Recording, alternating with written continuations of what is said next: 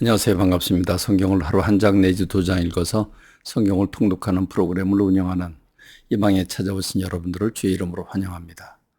언제나 시대를 바라보는 눈은 내 생각과 내 기준에 따라서 할 것이 아니라 시대를 따라갈 것이 아니라 하나님의 눈으로 세상을 바라보아야 될 것입니다. 하나님의 눈으로 세상을 바라본다는 것은 곧 성경적인 사고를 가지고 주님이 주신 영적 분별력을 가지고 세상을 바라보는 것을 의미할 것입니다. 오늘은 그런 의미에서 사사기 19장에 나오는 레위 사람의 행동과 레위 사람의 행동에 따른 그의 그 족족에 따라서 어떤 일들이 일어나고 있는지, 이 사사 시대가 얼마나 타락하고 얼마나 하나님을 버리고 자기 속인에 옳은 대로 살았는지 그걸 보여주는 한 단면을 우리가 사사기 19장에서 만납니다. 사사기 19장의 스토리는 이렇습니다. 사사가 살고 있던 시대에 에브라임 지파가 살고 있는 에브라임 산지 구석에 그 특별히 구석을 강조한 거 보아서 그렇게 영향력 있는 사람 같지는 않습니다. 그러니까 평범한 평인이라고 볼 수 있겠는데 에브라임 산지 구석에 살고 있는 거류하고 있는 레위인입니다. 그러니까 레위인은 주어진 땅이 없죠. 특별히 레위 사람들에게 12지파로 나누어서 각 지파에 가서 복음을 전하고 성경 말씀을 가르치고 예배를 돕도록 하는 사람이 레위 지파입니다. 그 레위 지파가 에브라임 산지에서 지금 살고 있다. 그런데 그에게 첩이 있었다고 말해주고 있습니다. 그 첩이 있었는데 또 참 어처구니 없는 사건은 레위가 첩을 들인 것도 못마땅하지만 그 첩은 또 행음을 합니다. 바람을 피웁니다. 그리고 친정집으로 도망을 갑니다. 그러나 이 레위 사람은 선한 마음을 가지고 이제 부드럽게 타일러서 그 첩을 데리고 오겠다 생각하고 이제 베들레헴으로 갑니다. 그 베들레헴으로 가서 그래서 데려오기를 원하는데 그 장인 되는 사람은 미안한 마음인지 또는 딸 편인지 융숭하게 접대를 하면서 하루 더 있으라고 그럽니다.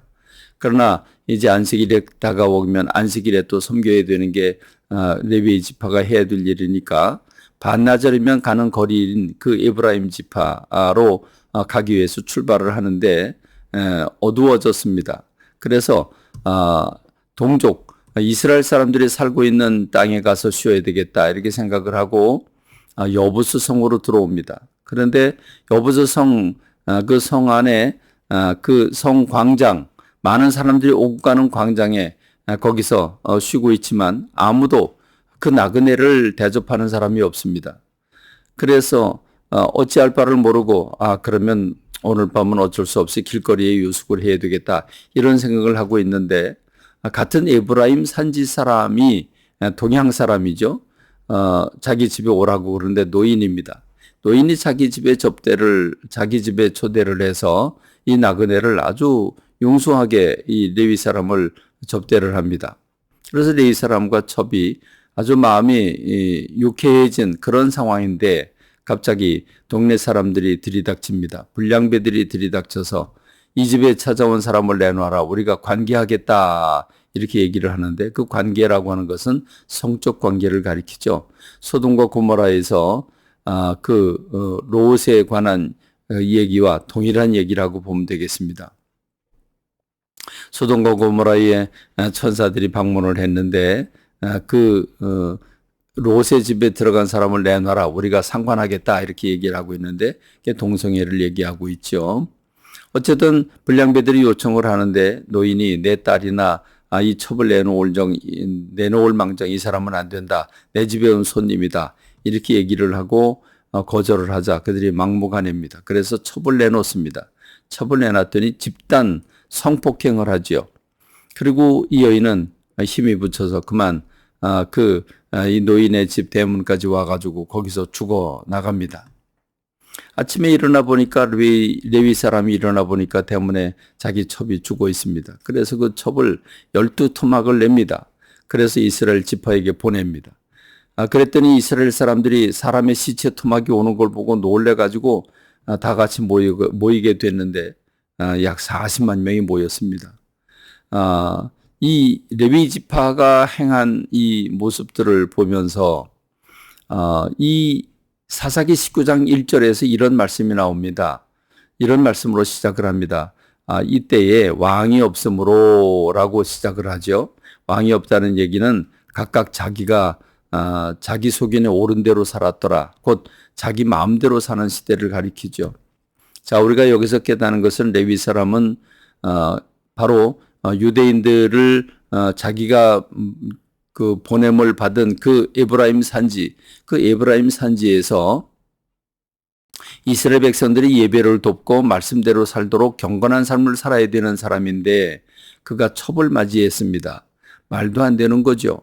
그렇게 첩을 맞이한 것도 잘못된 건데 그 첩은 그러면 첩하고 레위 사람하고 그렇게 사랑을 나누고 알콩달콩 살아갈 것이지 그 첩은 또 만족을 못하고 행음을 합니다. 바람을 피웁니다. 그리고 도망을 갑니다. 자, 이런 모습을 보면서 시대적인 총체적인 타락을 하고 있는 모습을 보게 되죠.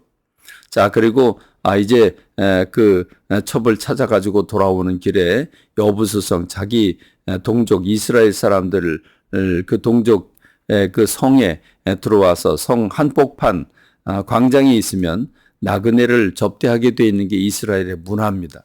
누구든지 그를 보는 사람들이 자기 집으로 초대를 해서 나그네가 따뜻하게 지내고 가도록 하는 게 하나님이 원하시는 일인데 아무도 그를 찾지 않았습니다. 그를 부르지 않았습니다.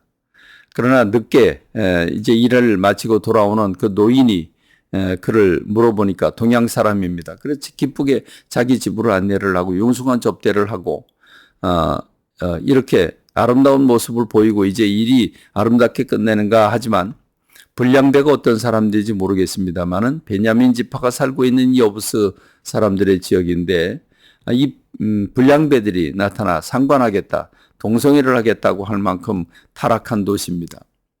그런데 레위 사람이 어쩌자고 첩을 내놓습니까?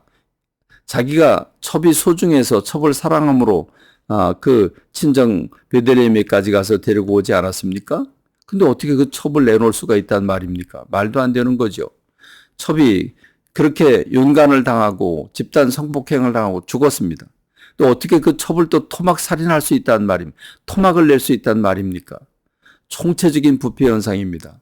오늘 이 상황을 보면서 오늘 우리가 하나님을 잃어버린 그래서 자기가 세상의 법이고 자기가 세상의 모든 것을 주관하는 그런 사람으로 살아가는 세상이 오늘 우리가 사는 세상 아니겠습니까?